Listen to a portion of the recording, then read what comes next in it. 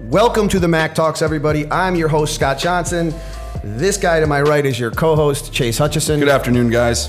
Chase, do me a favor and tell our audience and our guests what our little program is all about. All right, so as always, if you're an entrepreneur, impactful leader, or community leader, the Mack Talks are the vehicle that bring you the stories that you need to hear. That's right, and today we've got on a great guest. I am super excited for this one. I think it's going to be awesome. Somebody that we've followed for a while. Chase, why don't you go ahead and do that intro? Today we have Tyler Babin on the podcast. Tyler is a 2019 Adobe Creative Fellow, a full-time YouTuber and content creator. He was formerly a creator for Gary Vaynerchuk and VaynerMedia, where he focused on developing Gary's personal brand as well as the Daily V. Thanks for joining us, Tyler. Thank you, guys. Thanks for coming on. Can I immediately derail everything? Yeah, go ahead. As I tend to do. How is the name the Mack Talks? Because I swear I expected someone's name to be Mack. No, nope. It's just a name that we just kind of came up with. All right, so, I love it. Yeah. Cool, yeah. it's great. So originally I was thinking of it like kind of like a Mack truck type thing, but then obviously I didn't go that direction. I love that. It's better that I didn't go that direction, but yeah, so that's why we call it the Mack Talk. So I love it. But welcome. Thank you. Thanks so much for joining us. I know Carmen reached out to you, and you were gracious enough to to come on the podcast and tell your story and just share some of your experiences with us, and we're super excited. So thank you. Yeah, I'm excited to be here. So obviously, you worked with Gary V, and that's probably the first thing that a lot of people want to talk to you about. So let's just get a lot of that out of the way for you. Let's do it. So you met Gary V and D-Rock. Just tell us a little bit about your experience and how you kind of came into that and, what you learned from it. Yeah, so I grew up in like a small town in Florida. Was always just a creative kid. Picked up a camera when I was like 10 years old, and it's really the only job I've ever had is creating images and videos. Always wanted to live in New York. Was trying to figure out like what my path was as like this 19-year-old kid sitting in my room. Like, what am I gonna do? And I stumbled across this guy named Gary who's just screaming on the internet a whole bunch, dropping F-bombs. As he does. Yeah, and I was just like, this guy seemed interesting. Yeah. Ended up just kind of like going super deep down the rabbit hole of consuming all of his content, and I was like, I think I want to work for this guy. Happened to log on to Vayner's website. Saw an internship opening and was like, what the hell? I had just dropped out of college and I was like, I have no shot at this, but I'll send an application. How long ago did you give college for? How long did you give it a try? Like realistically about 6 weeks. I stayed enrolled for like almost a year, but I checked out pretty quickly. Yeah. And I was like doing freelance photography, essentially just running my like little business out of the library. Okay. And just stopped going to class. Yeah. And so finally I was like, all right, I've wasted enough money. I've like joked around enough. This isn't going to be the way I'm going to win at life. It's time to try something different. So I left school, did a bunch of like odd jobs around Florida as I was just figuring things out. And then finally this internship comes up, and within like 2 weeks notice, I book a one-way flight, pack up a backpack and just left with nowhere to live. Nothing other than a 6-week contract with Vayner lined up, and had to figure it out as I went. That's awesome, man. That's great. So what school did you go to? Tallahassee Community College, but I like to reference it as the Tallahassee College of Champions. Okay. But yeah, I mean, it was, I never intended on going to college. Yeah. Right? I was a magician, like all through high school. That's how I got into video, was card tricks. Yeah. I'm like really setting the stage as to how nerdy I am. Yeah.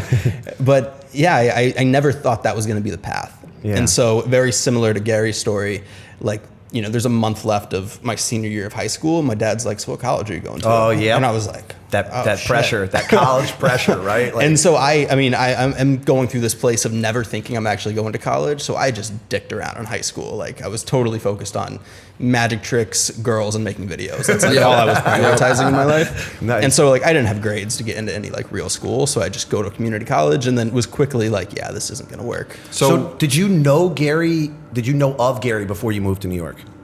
Yeah. Okay. I knew of Gary. I had been like consuming his content. That's how I had found VaynerMedia. But I had no real ambitions to directly work for him. I was just like, he's going to be an interesting piece to get me to this next thing. Like I'll consume his knowledge and like apply it.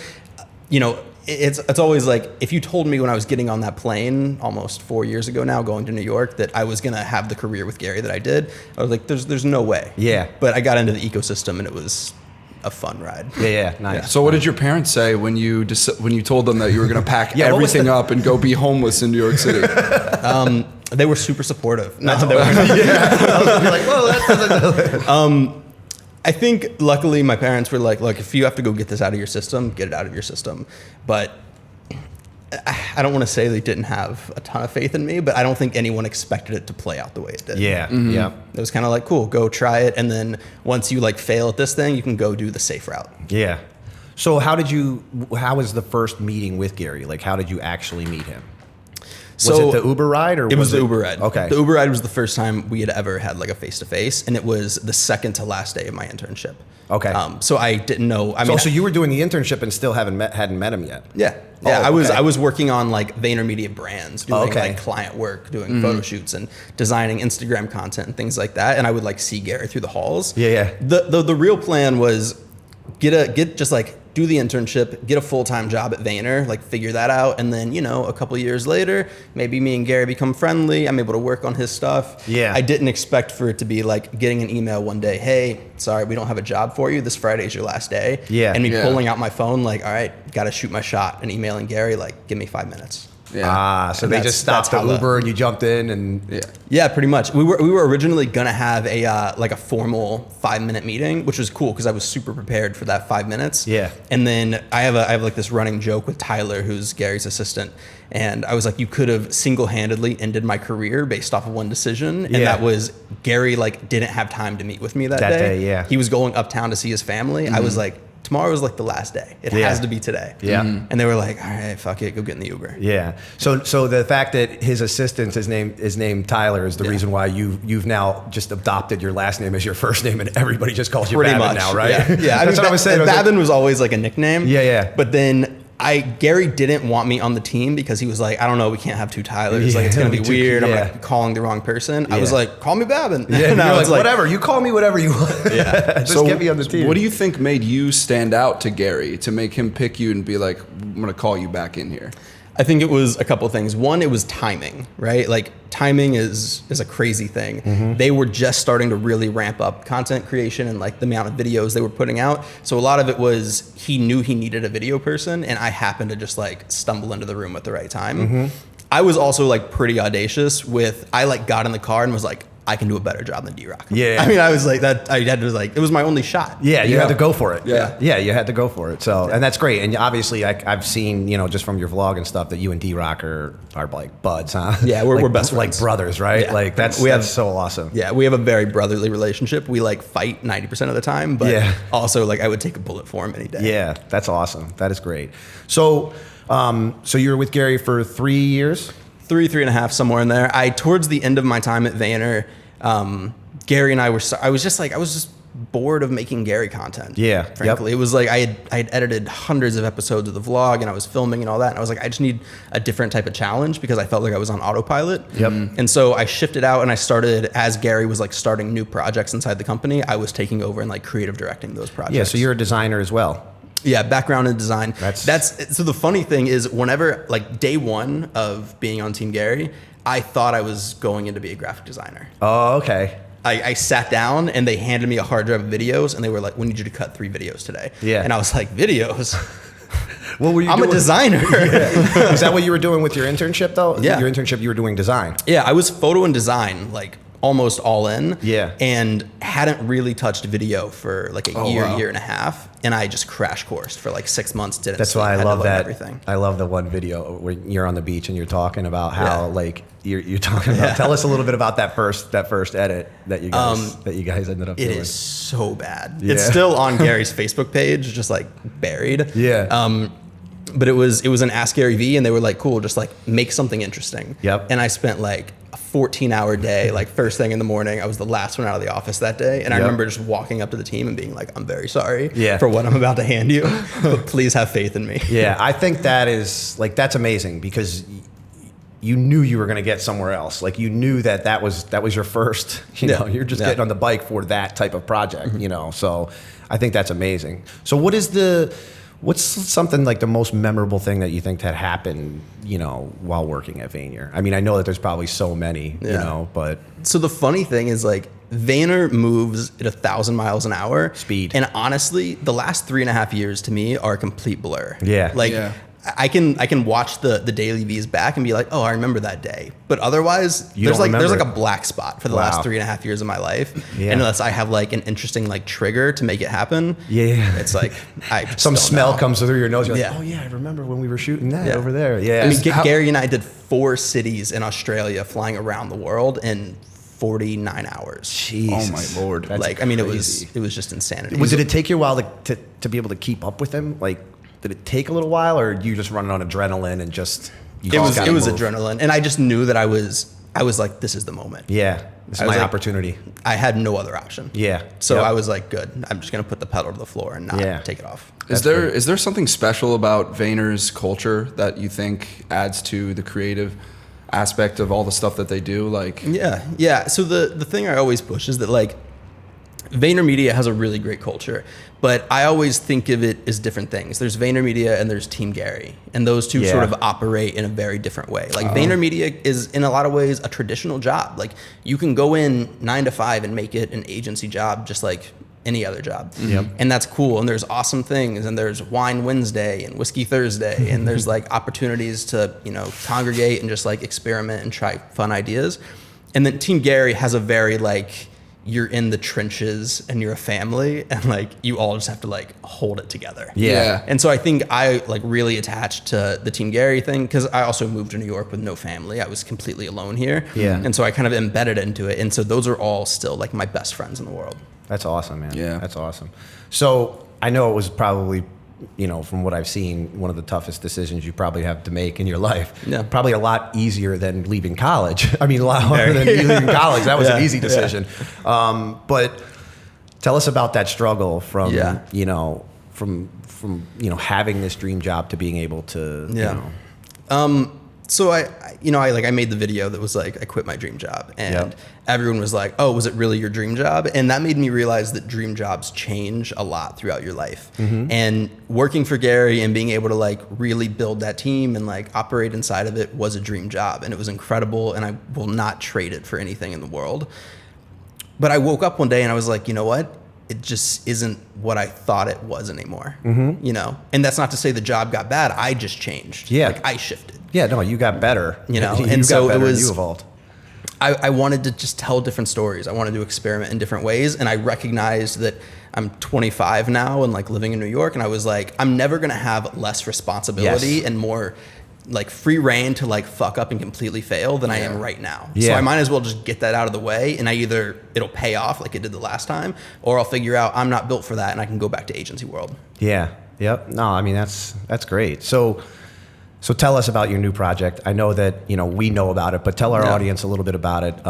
It took me, when you first said it, I'm like, what does that mean? Because when I hear residency, I think of like Britney Spears in Vegas. You know what I mean? I'm like, oh, what does this Yeah. mean? He's going to be performing at Adobe? Yeah. But then obviously I looked a little more into it, but go ahead and describe a little bit about that and Yeah. how you feel about it. So I'll give the background. The Adobe Creative Residency is a program that's 5 years old. Adobe started it as a community outreach program in which they essentially take a small handful of upcoming creatives every year and give them a salary and benefits and take away all of the friction that it takes to go from like A to B and being a creative. Like the starving artist thing is much more sexy in theory than in practice. Yeah. And so Adobe's just giving the ability for people to say like, all right, I don't have to take on freelance work. I don't have to have a real job. I can like sit down for 365 days and try and make a thing. Yeah. And like see if it works. That's awesome. And so I was in January, I was in India from the beach vlog with D-Rock. Yep. And tell you what, India is a great place to just like reflect on your life and be Yeah. like, all right, like that was the real moment. Why? Because the where, Wi-Fi is really bad there? Or well, that's a huge part of it.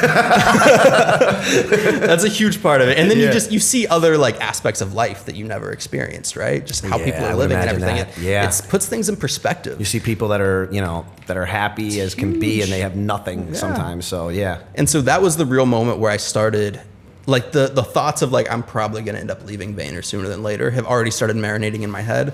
But that like 10-day trip really was like, all right, I have to figure out something else. And Yeah. so it was the last day of that trip, happened to just like stumble across the residency.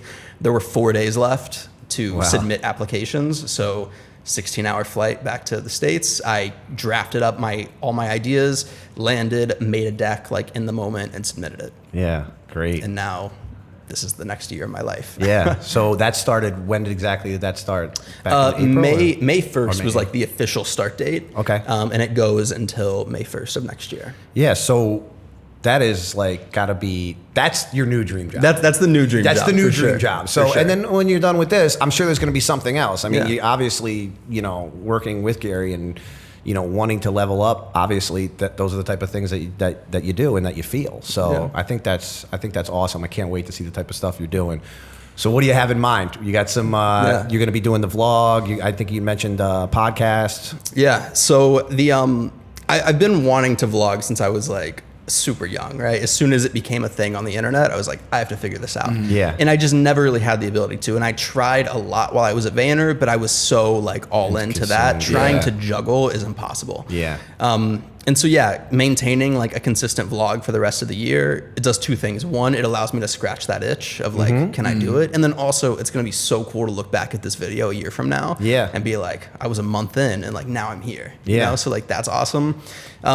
I'm working on a documentary series, starting production on that next week. It's called Behind the Feed.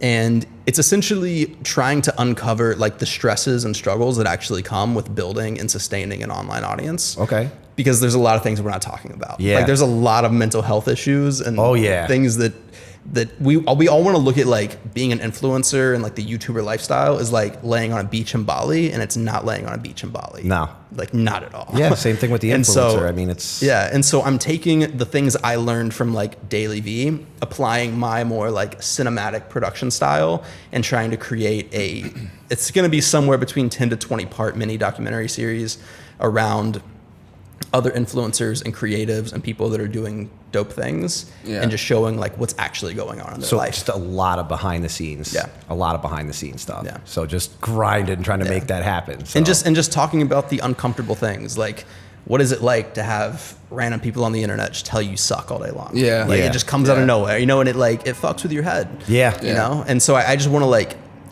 I want to show what's actually going into it, because I think if you go into any like middle school or high school right now and ask everyone what they want to do when they grow up, they're going to say, I want to be a YouTuber. Yeah. I want to be an influencer. Yeah. You know what I mean? It's like on the tip of everyone's tongue. My kids went through the Yeah. exact same thing. It was kind of a little bit of a stage, kind of. Yeah. You know, now he wants to be a little Uzi Vert, but before that, he I want to be Lil Uzi Vert too, frankly. But it's funny because, like, you know, just the way things changed. Like for me, I'm watching my kid like watch other people play video games. Yeah. And I'm like, what? Like I would text my friends. I'm like, what's wrong with kids today? They're watching other kids play video games. They're not even. And then that's when it slowly started I'm like, wait a minute. There's millions of kids watching these videos. You know what I mean? So it's crazy how the whole YouTube influencer thing. But it's funny what you're saying though. It's like, people think that, you know, it's all Dan Bilzerian's lifestyle. Yeah, I know. Right? You know what I mean? It's like, And look, like I think there are certain times where that can. Yeah, and it's not like I'm always worried when I'm like pitching this project to people that I'm trying to bash what it means. Like I'm doing it. Like Yeah. I'm being like the influencer YouTuber. Like I'm figuring it out. I just want people to understand what actually goes into it. Yeah. Yeah. You want them to see the other side of it. Yeah. Yeah. Yeah. Which is what people want to see now. They want to know like the real story behind what it takes. I think Right. that's super, super interesting. Yeah. So you're doing a detox, right?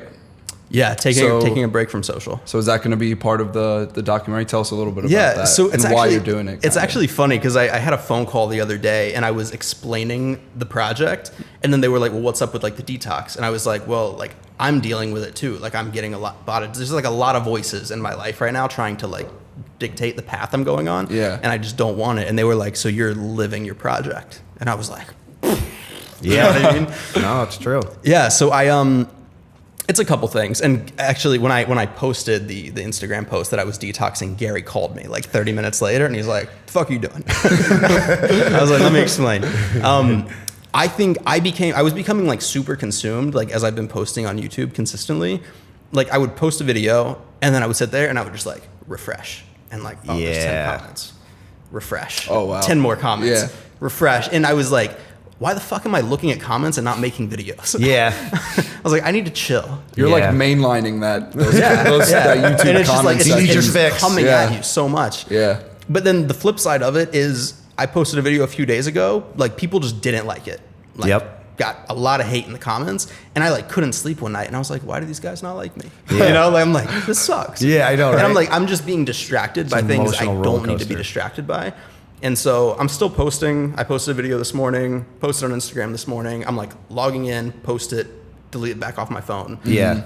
And I just want to focus on making things, which I'm like 48 hours into this thing. Yeah. And I did not understand the amount I pick up my phone to like my thumb knows where Instagram is, and it just naturally goes to click it every time.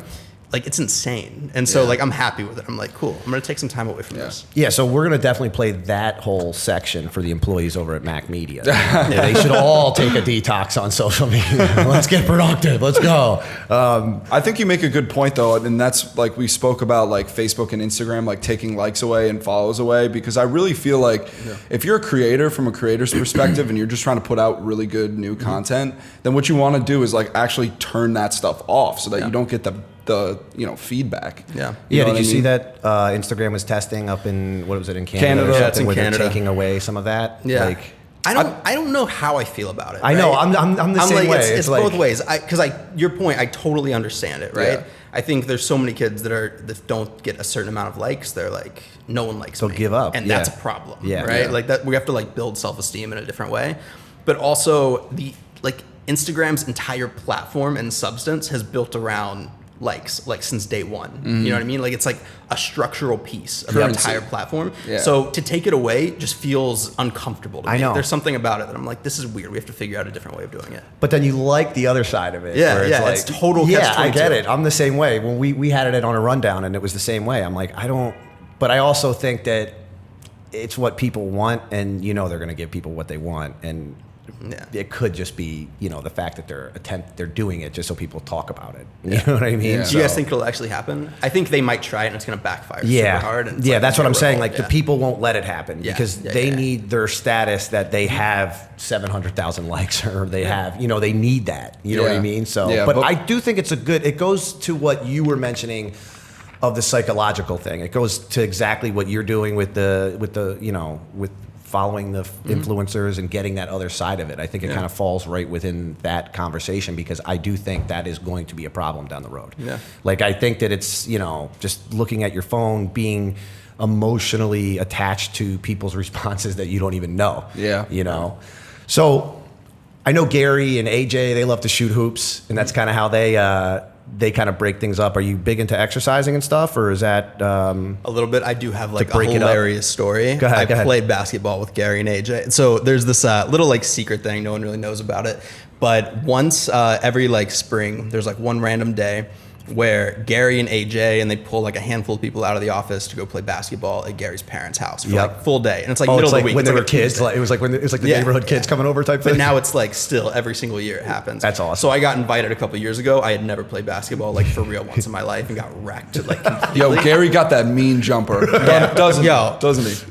All I know is that Gary and I got put on the same team first game, and he was so pissed at me at the end of it. He just punts the basketball like as far as he possibly can. And he was like, "I'll get it," and just like walks off. And I was like, "I think you want to do that to my face." And I think he probably referenced your basketball game numerous times years later, right? 100%. Like, it was not good. I'm weird. I like running. Skate. I like skateboard. Skate's exercising. I mean, absolutely, especially in New York City. Yeah, and then it's funny. Like last night, I went for like my first summer night run where like I'll leave my house at like 10 o'clock at night, go run for a while, then come back and like edit until 3 a.m. Yeah, right. That's like my new thing. Well, it's good. I think it's great because it breaks you up. Yeah. You know what I mean? It gives you that separate thing to where it's like you can't, when you're exercising, you're running. I mean, sometimes you can think about certain things, but you can't worry the way that you worry about all these other type of things. And it lets you give that almost 100%. Like a cleansing of the palate. Like, you know what I mean? So so that brings us to, I don't want to put you on the spot here, but let's do 3. So I want to, and this is for content.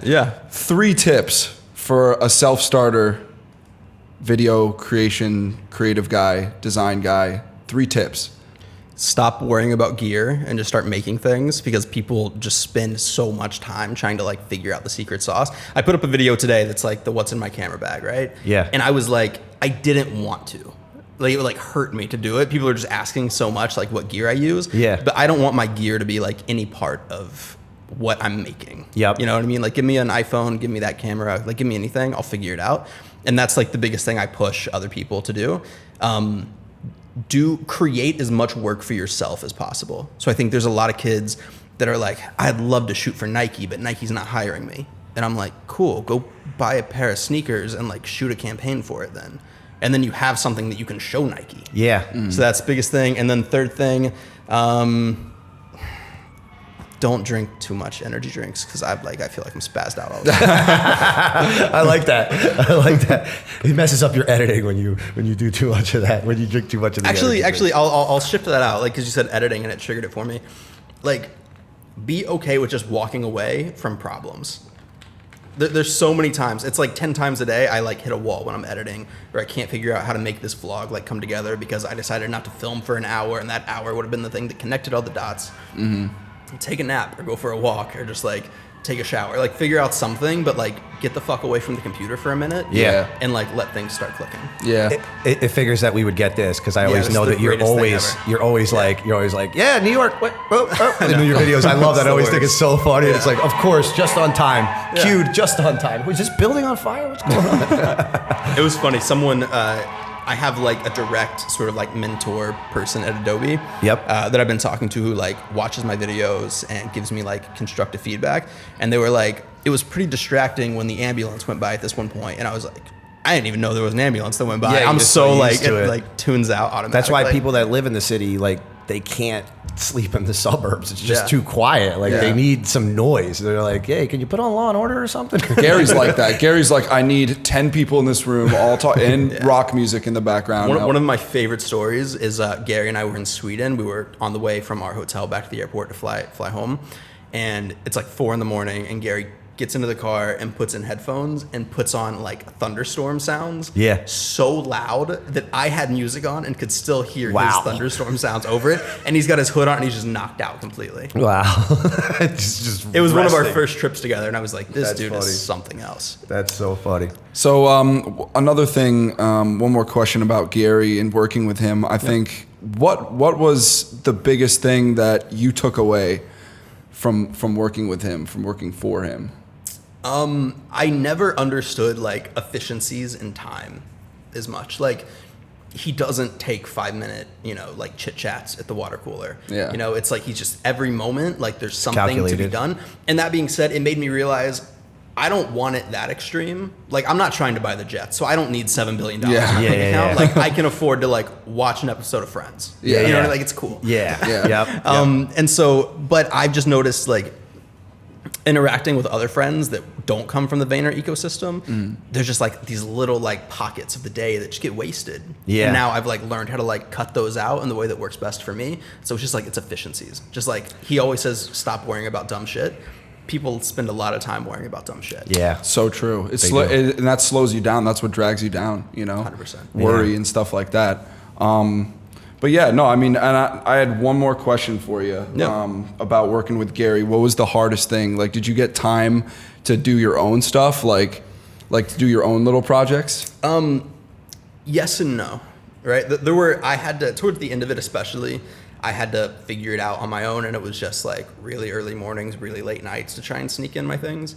But also, if I told Gary there was something I wanted to work on, he went and had a meeting with this guy in LA, and I was looking at the footage back from it, and I was like, this guy's awesome. I want to go make a video about him. And Yeah. Gary like flew me to LA for a day just to Oh, like wow. make something for myself around this guy that I thought Oh, was wow. actually That's Oh, that's amazing. cool. so like That's there amazing. was stuff like that. But then I got pretty like sucked in for a while, and the challenge was Gary. Like, Yeah. that's what I like doing.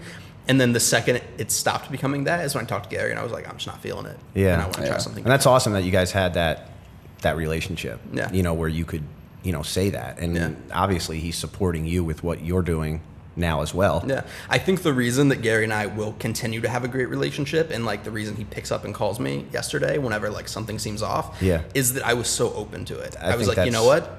Like, I'm not feeling it right now, and I really want us to have a good relationship in the future.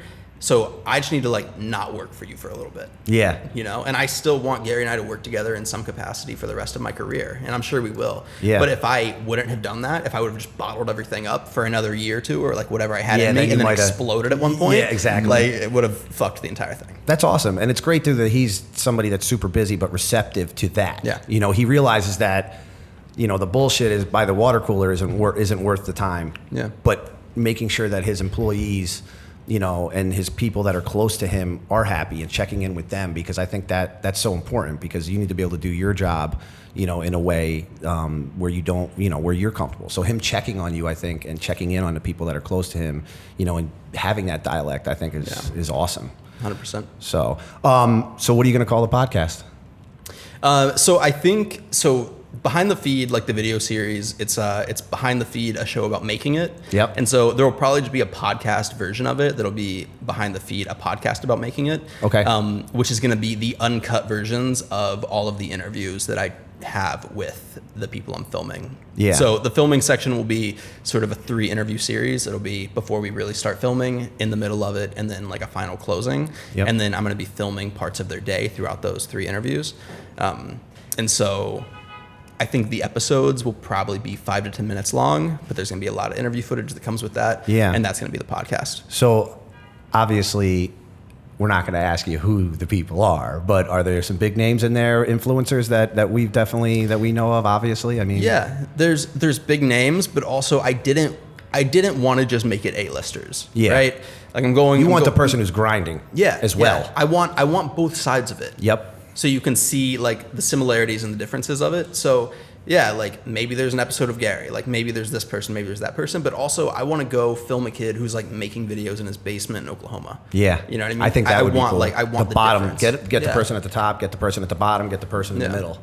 100%. Yeah. And have those juxtapose each other. You kind of, Because there's so many like similarities. Like maybe the kid's not in the penthouse, but both of them are editing until 4 o'clock in the morning. Yeah. You know? Yeah. So tell us about, I saw on your vlog the other day how you just woke up and you were watching Netflix, and the next thing you know, you're heading to like Montauk, or you were just like, I think that's just like about saying yes to everything in life. Yeah, right. Yeah. So Flyblade is a company that they're essentially creating like the Uber for helicopters in New York City. It's a really amazing service. They've like helped me out in a ton of like tight spots whenever I didn't have time to make it to the airport.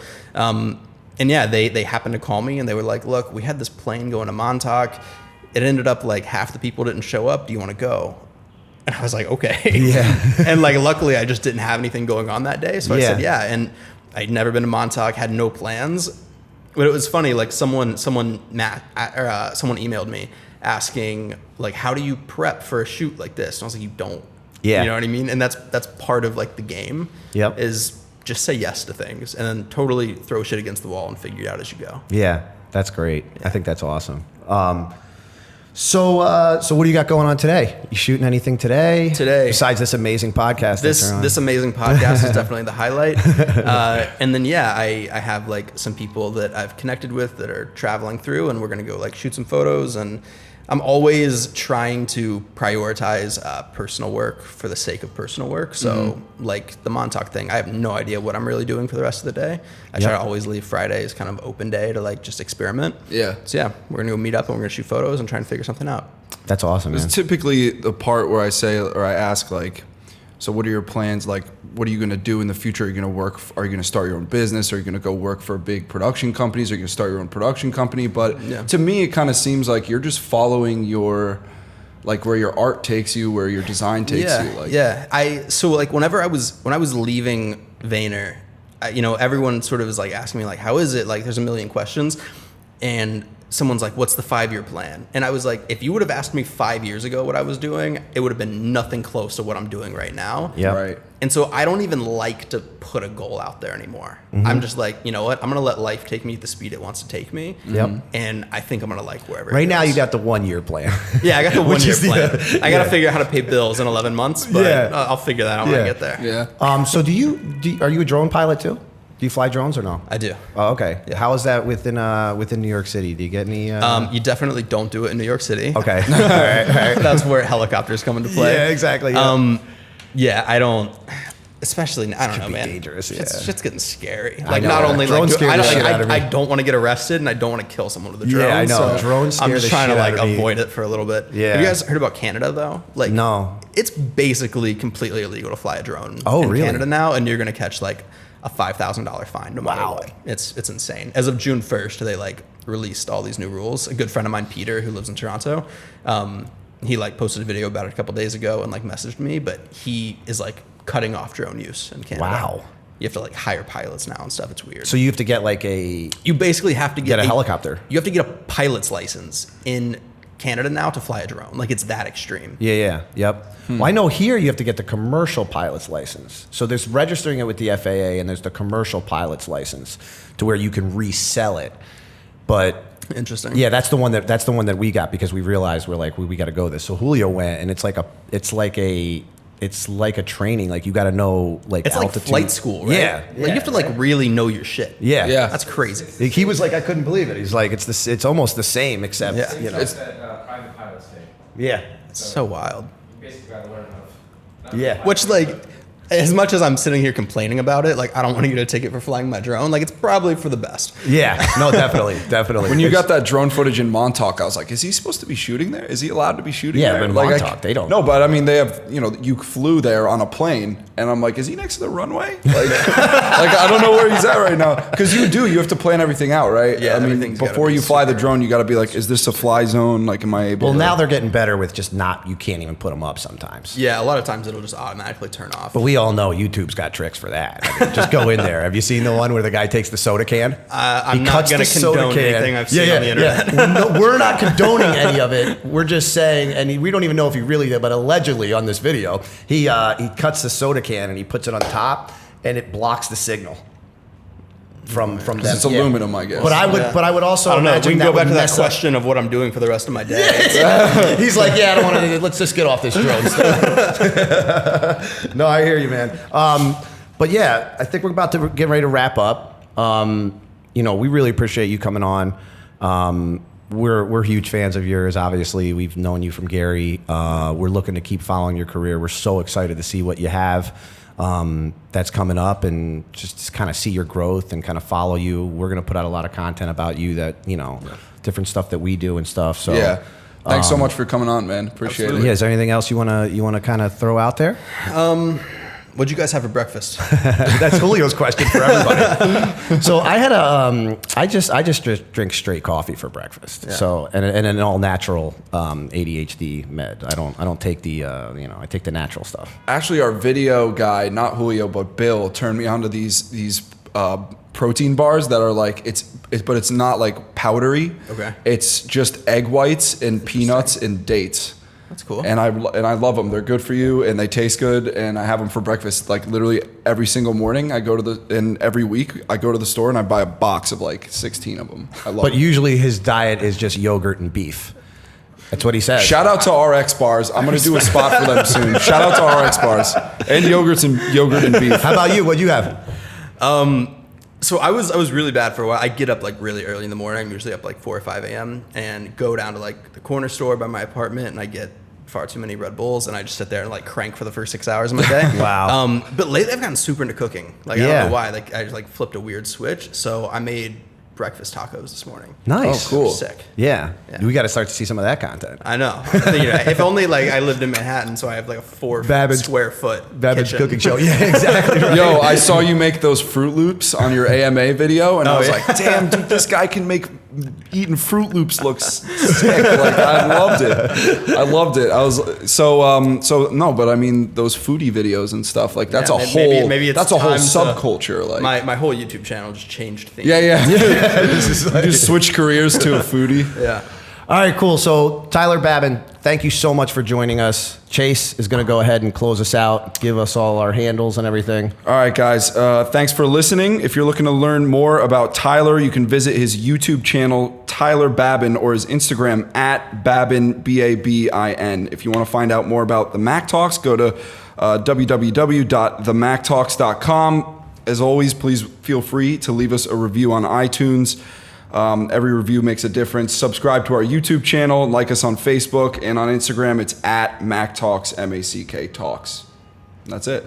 watch this guy. He's going places. I can't wait to see where you're at. At the end of this year and kind of where you're going. Like I said before, super excited to have met you and glad to see where you're going, man. Thank you guys for having me. Thank you so much. All right. All right, guys. Thanks. Thanks.